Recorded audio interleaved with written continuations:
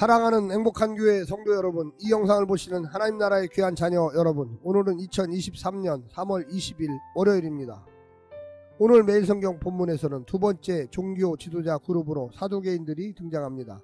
부활을 인정하지 않는 것이 신학적으로 특징인 그들이 예수님께 부활을 묻습니다. 유대교 내에서 부활은 분파를 가르는 민감한 주제였습니다. 다시 한번 예수님이 난감한 상황에 직면합니다. 하지만 그들이 던진 질문 자체의 오류를 지적하시고 더 나아가 성경에 대한 그들의 무지를 들춰내시면서 하나님이 어떤 분이신지를 선명하게 계시해 주십니다. 오늘 본문을 나누어 보겠습니다. 마태복음 22장 23절부터 28절, 종교 지도자들의 질문 두 번째, 부활, 사두개인의 등장, 모세의 권위를 이용해 던진 질문, 결혼 예시를 통한 부활 질문, 29절부터 33절, 예수님의 대답, 살아있는 자의 하나님, 부활에 대한 오해, 지적, 죽은 자의 부활. 오늘 본문 마태복음 22장 23절부터 33절의 말씀을 듣고 다시 오겠습니다.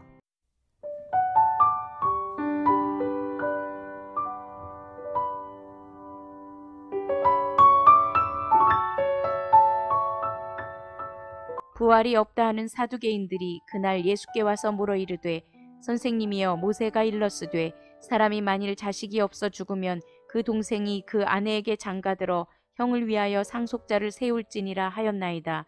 우리 중에 7형제가 있었는데 마지가 장가들었다가 죽어 상속자가 없으므로 그 아내를 그 동생에게 물려주고 그 둘째와 셋째로 7째까지 그렇게 하다가 최후에 그 여자도 죽었나이다. 그런즉 그들이 다 그를 취하였으니 부활 때에 7 중에 누구의 아내가 되리이까? 예수께서 대답하여 이르시되, 너희가 성경도 하나님의 능력도 알지 못하는 고로 오해하였도다. 부활 때에는 장가도 아니가고 시집도 아니가고 하늘에 있는 천사들과 같으니라. 죽은 자의 부활을 논할진대 하나님이 너희에게 말씀하신 바 나는 아브라함의 하나님이요 이삭의 하나님이요 야곱의 하나님이로라 하신 것을 읽어보지 못하였느냐? 하나님은 죽은 자의 하나님이 아니요 살아있는 자의 하나님이시니라 하시니, 무리가 듣고 그의 가르치심에 놀라더라.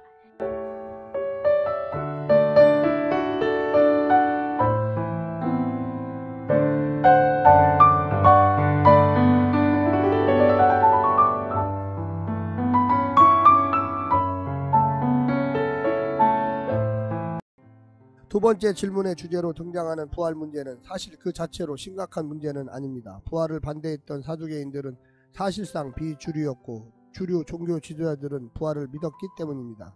하지만 무리 앞에서 사두개인들이 예수님의 입장을 듣기 위해 고안한 난제는 자칫 예수님의 권위에 치명타를 안길 수가 있었습니다. 하지만 예수님은 앞서 세금 문제로 바리새인들의 외식을, 여기서부터는 부활 문제로 사두개인들의 무지를 들춰내십니다. 문제들은 모두 예수님을 곤란에 빠뜨리려는 종교 지도자들이 고안한 것들이었습니다. 오늘 본문을 세 부분으로 나누어 자세히 설명드리겠습니다. 첫 번째, 진리가 아닌 논리. 정치적인 사안에 대한 시험에 이어 신학적인 시험이 나옵니다. 이번에는 종교 권력자들인 사두개인들이 질문을 가장하여 시험하는 질문을 던집니다. 이슈는 부활입니다. 부활을 믿지 않는 자들이 부활에 대해 질문합니다. 예수님께서 부활을 부정하지 않는 한 그들은 자신들이 들을 말이 없고 인정할 말이 없다고 생각했습니다. 나름 부활의 논리를 깨트릴 만한 회심의 질문을 준비했습니다. 하지만 자신들의 지식과 논리의 한계 앞에 서보지 못한 자들의 궤변에 불과했습니다. 바리새인들이 진리가 아니라 실리를 추구하는 자들이었다면 사두개인들은 진리가 아닌 자신들의 논리를 믿는 자들이었습니다. 자기들이 해석하지 않으면 아무것도 인정될 수 없다고 여기는 자들이었습니다. 그들은 자신들이 만든 하나님을 믿고 있었습니다. 두 번째는 소생이 아닌 부활. 사두개인들이 상상하는 부활은 소생에 더 가까웠습니다. 이 세상이 재현되거나 그대로 이어지는 세상에 불과했습니다. 하지만 그것은 그들이 만든 잘못된 부활이고 그 잘못된 상상에 근거한 가정 또한 잘못된 수밖에 없습니다. 그것은 성경의 가르침을 벗어난 것이요 하나님의 능력을 제한하는 것이었습니다. 사두개인들은 시집도 안 가고 장가도 안 가는 부활 사상에 대해서 한 번도 생각해 보지 않았을 것입니다.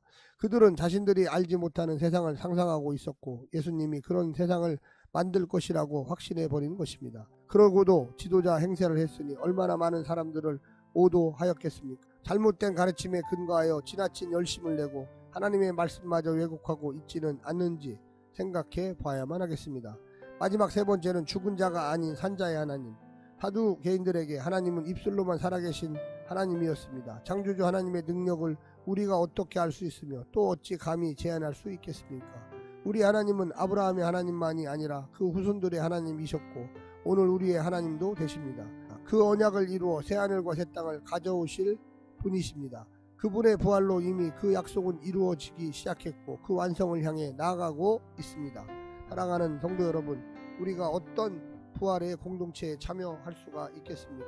우리는 오직 예수님처럼 부활하는 그 모습을 그리며 기다리며 온전히 예수님과 같은 믿음의 백성이 될 것입니다. 오늘 하루도 승리하십시오. 샬롬.